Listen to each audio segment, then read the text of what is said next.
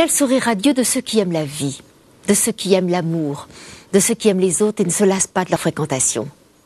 Il a le ton affable, Edgar Morin. Le geste, le rythme de ceux qui adorent conter, partager des histoires, des rencontres, des connaissances et même des émotions. Le mot ne lui fait pas peur. On peut être chercheur, prendre ce mot très au sérieux, y consacrer sa vie et penser après une 50aine d'ouvrages, des centaines de discours, interviews, conférences dans le monde entier, n'avoir rien fait d'autre au fond que penser sa propre vie. Inclassable Edgar Morin, sociologue, ethnologue, philosophe, éclaireur, curieux de tout et avide de brasser toutes les disciplines pour comprendre la complexité du monde et sa mise en péril. Il a eu moultes engagements, mais il fut l'un des premiers, après un séjour californien, à vouloir éveiller la conscience écologique des citoyens. Le développement conduit l'humanité vers la catastrophe. Le règne du profit n'est en fait qu'une barbarie. Il faut changer de voie, bouleverser nos rapports à l'homme, à la nature, à la science. L'humanité, insiste-t-il, tient entre ses mains les clés de son salut. On le vénère à l'étranger, on le sollicite de partout, comme si, malgré son grand âge, il restait d'avant-garde. Cela le flatte. Après tant d'années d'exploration, d'audace, de cavalier seul, il ne déteste pas les hommages. Regardez-le, au Pérou, célébré tel un gourou. Il jubile. Ce n'est pas là le moindre de ses talents.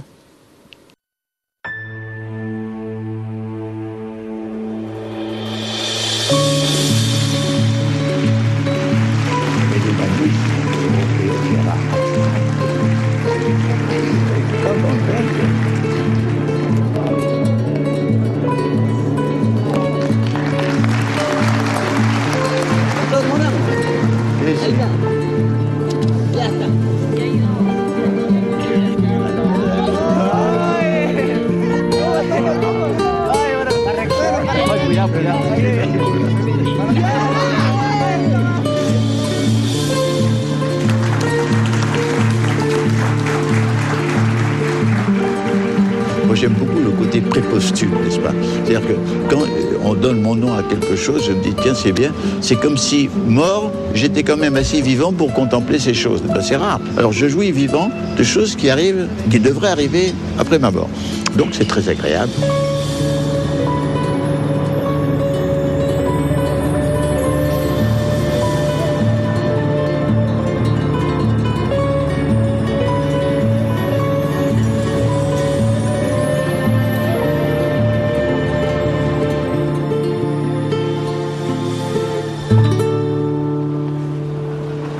Voilà plus d'un demi-siècle qu'Edgar Morin nous apprend à regarder le monde.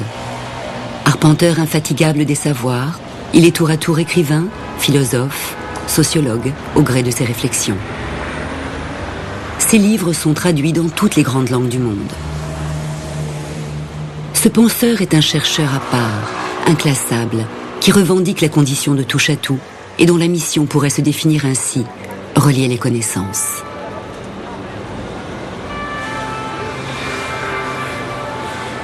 Je suis chercheur, c'est-à-dire que je suis chercheur professionnellement, puisque je suis au CNRS, mais je crois l'être aussi personnellement, c'est-à-dire que je cherche, c'est-à-dire que je ne sais pas très bien ce que je vais trouver quand je cherche. Je prends très au sérieux ce terme. Alors, je cherche dans la science de l'homme, et quand on dit que j'aime pas me dire sociologue, c'est parce que pour moi, je ne vois pas très clairement où sont les frontières entre le sociologique, le psychologique, l'économique, l'historique, etc. En 1961, Edgar Morin fait figure de précurseur. Il bouscule la recherche traditionnelle, la dépoussière et invente la sociologie du présent. Il y a une enquête pluridisciplinaire dans une commune bretonne à Plozévet. Et on me demande si je veux intervenir dans cette recherche.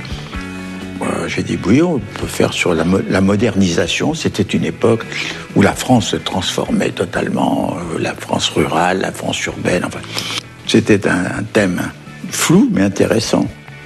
Et d'autre part, je n'étais pas du tout un adepte de la sociologie officielle de l'époque qui se faisait par questionnaire. J'ai recruté une petite équipe d'étudiants et une fois sur place, j'étais fasciné par les gens, par les problèmes. Et j'y suis resté 1 an.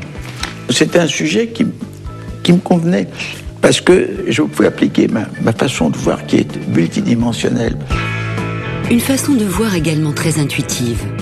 À Plosvet, Edgar Morin comprend que les rapports entre les générations changent. Les adolescents, les femmes s'émancipent. Il relie ces phénomènes. Ce travail va marquer son époque. Pour moi, oui, il a transformé un petit peu ma façon de voir et d'être. Votre façon de voir, c'est-à-dire, par exemple ? Je restais ici, chez moi, je ne sortais pas. Maintenant, je sors un peu plus, je travaille, chose que je ne faisais pas avant. Ça me permet quand même d'élargir mon horizon social, si je peux dire. Il a donné une image de Plosvet assez exacte, mais il n'avait pas raconté ce qu'il a raconté. Pour moi, c'était un abus de confiance, puisqu'il n'avait pas prévenu qu'il allait éditer un livre sur l'enquête qu'il faisait. Le livre est sorti en 67. Et à ce moment-là, il y a eu une cabale contre moi. J'ai tout de suite faut réagir, j'ai tout de suite demandé, non pas un blâme, mais des félicitations. Et j'avais commencé une lutte pour mon honneur, et qui a été interrompue parce que éclatent les événements de mai 68. Dès le début des années 60, Edgar Morin pressent dans les grands rassemblements de rock'n'roll le formidable ferment d'une jeunesse en révolte qui aboutira à mai 68. Motivé par son envie de comprendre avant les autres ce qui se passe, il aime poser des diagnostics. Il y a eu, en 63, la Nuit de la Nation.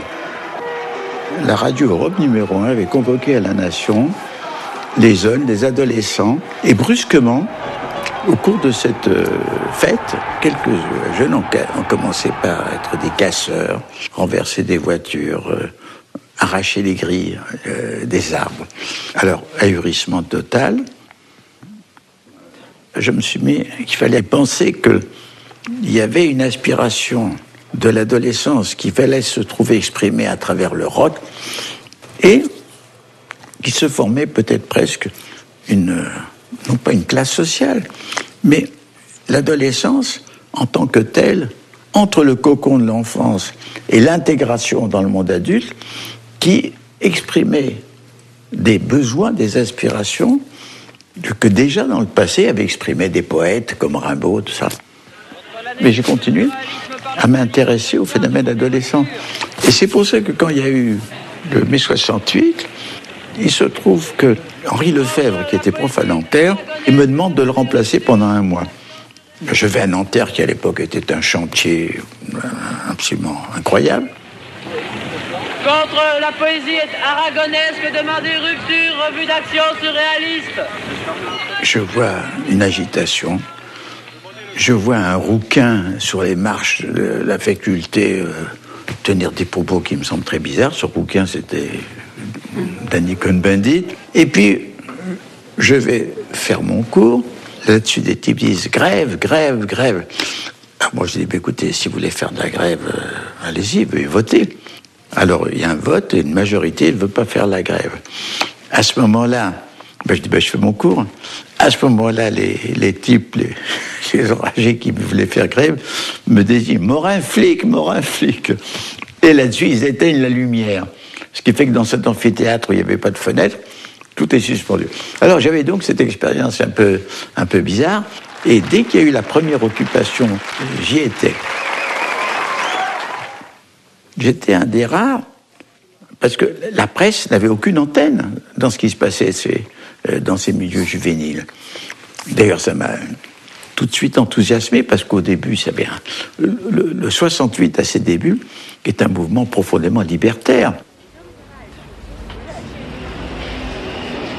Ces analyses à chaud sur les révoltes adolescentes de mai 68 sont le fruit d'un enthousiasme et d'une immense curiosité.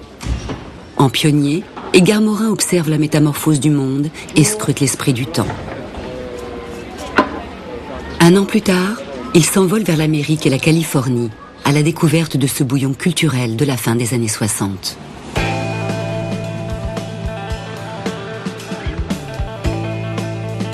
C'est quelque chose qui a été très important, intellectuellement et existentiellement aussi.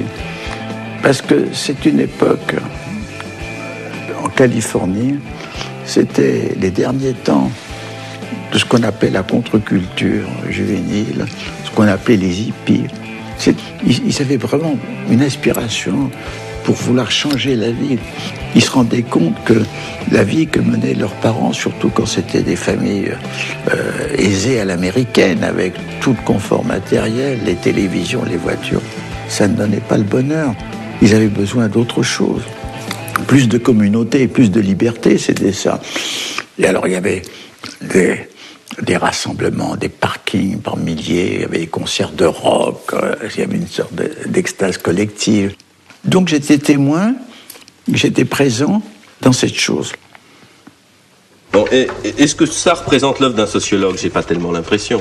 Ben, vous savez, pour moi, il m'est difficile de découper une partie sociologique, une partie personnelle. Alors, le Journal de Californie, c'est avant tout l'œuvre de quelqu'un. L'œuvre de quelqu'un qui écrit « Ma propre vie nourrit ma pensée, qui en retour la porte et la fortifie ». Son journal, devenu un classique, est le reflet de cette idée forte, celle qu'un homme puisse penser à partir de sa vie.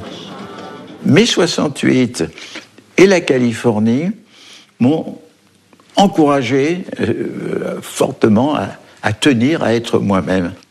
Il ne faut ni hypostasier, isoler le problème écologique, ni aussitôt le réduire. Et comment le réduit-on? Il y a une première réduction que j'appellerais la réduction technocratique ou technologistique, qui consiste à le réduire à une série de pollutions, chacune bien classée, bien diversifiée. Là aussi, c'est la Californie, parce que j'étais un peu dans ce bain, parmi les premiers à être conscient de ce problème. J'ai fait un rapport où je montrais que le problème de l'énergie, c'est pas seulement les économies d'énergie qu'il faut faire, mais qu'il faut changer notre mode de vie et viser non plus désormais le toujours plus, mais le toujours mieux. Bon. Et quand le président Chirac veut organiser une conférence internationale, à ce moment-là, moi invité, j'ai fait photocopier mon texte, l'an 1 de l'écologie, vieux de 1972, pour le distribuer aux autres membres. Alors, ce problème écologique nous amène à une repensée profonde de la politique et de l'action. Edgar Morin est connu dans le monde entier, aussi bien en Asie qu'en Amérique latine. Au Mexique, une université porte son nom. Au Pérou, sa pensée est enseignée dans plusieurs centres d'études. El ecólogo que estudia los ecosistemas, es decir, la organización natural que se crea a partir de las interacciones entre los vegetales, los animales, los unicelulares, el ambiente físico, químico, meteorológico et autres.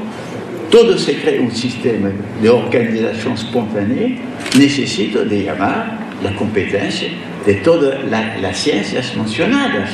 Moi, je parle le fritagnol, c'est-à-dire une langue latine qui est faite du mélange du français, italien, espagnol.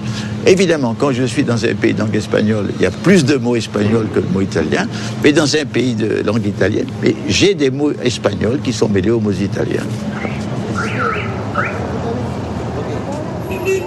Ici, on sent une aspiration chez certains intellectuels universitaires qui ont fait l'expérience d'abord des anciennes dictatures qui ne sont pas toutes mortes, qui ont fait l'expérience de la solution ou de la pseudo-solution marxo-communiste, qui font l'expérience maintenant de ce libéralisme économique déchaîné dont il y a une recherche. Et je pense que c'est ça qui se passe entre moi et eux, du moins ceux qui viennent me retrouver, parce que moi je rencontre ceux qui me cherchent.